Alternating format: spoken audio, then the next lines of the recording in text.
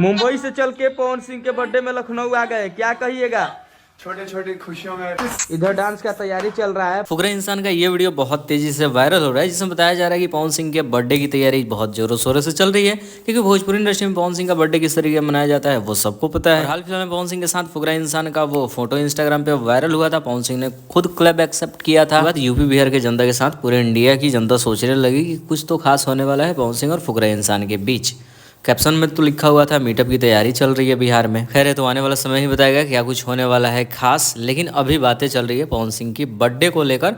तो फुकरा इंसान का एक वीडियो बहुत तेजी से सोशल मीडिया पे वायरल हो रहा है, जहाँ फुकरा इंसान को डांस करते हुए देखा जा सकता है। कई सारे यूट्यूब चैनल पे अपलोडेड है, जिसमें बताया जा रहा है कि पवन सिंह के बर्थडे की तैयारी में फुकरा इंसान विद फैमिली डांस करने में लगा हुआ है, क्योंकि पवन सिंह के बर्थडे को थोड़ा सा खास बनाना है। तो देखना बहुत ही ज़्यादा होगा खास कि किस तरीके की तैयारी होती है। बाकी सुनने में आया बॉलीवुड से बहुत सारे लोग आ रहे हैं। पल पल की अपडेट आएगी सबसे पहले इस चैनल पर देखने को मिलेगा, तो चैनल को सब्सक्राइब करके चैनल के साथ जुड़ जाइए।